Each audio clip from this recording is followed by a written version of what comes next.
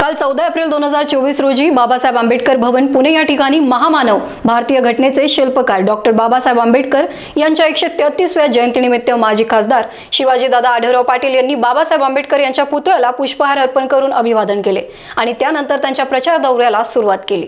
हडपसर या ठिकाणी महायुतीच्या झालेल्या कार्यकर्ता मेळाव्यामध्ये शिवाजी आढळराव पाटील यांनी किमान 50,000चे मताधिक्य हडपसर विधानसभेतून देणार असल्याचे आमदार योगेश टिळेकर यांनी सांगितले।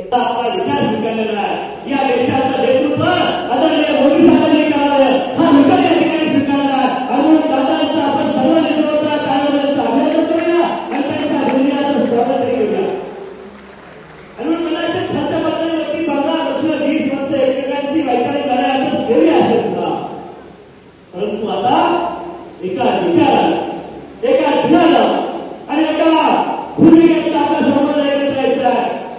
कारण ज्यावेळेस आदरणीय जगन पाटील असतील, मी असेल, नाना असेल, आम्ही सगळ्यांना एकत्र जर काम निश्चितपणे चालू केलं तर आदरणीय सांगितलं किमान 50,000च्या जास्त मताधिक्याला आढळराव पाटील साहेब या मतदारसंघामध्ये जोड राहतील हा आपला विश्वास।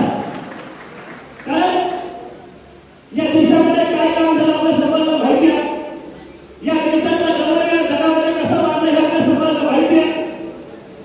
रस्त्यावर जाळा निर्माण करण्याचं काम मोदी सरकारने कसं केलं, सामान्य महिलेचा अस्तित्वाचं काम कसं केलं, सगळ्या देशामध्ये मोदी साहेबांचं काम आपल्या सगळ्यांना माहिती आहे। आणि त्याच पद्धतीनं या राज्यामध्ये सुद्धा तिथे जर अतिशय चांगल्या पद्धतीने आता एकनाथ शिंदे साहेब एका निर्णयाची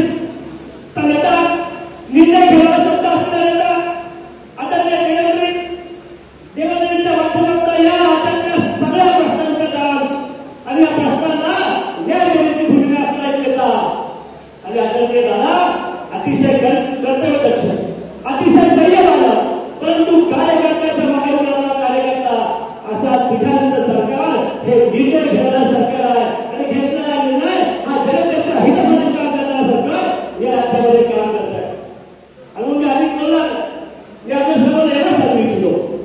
आदरणीय आढळराव पाटील साहेब सांगतील विकासाचा काम केला, मतदारसंघामध्ये त्यांच्या माध्यमातून किती झालं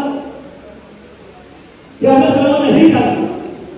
परंतु भारतीय जनता पक्षाचा कार्यकर्त्याच्या विचाराने काम करतो।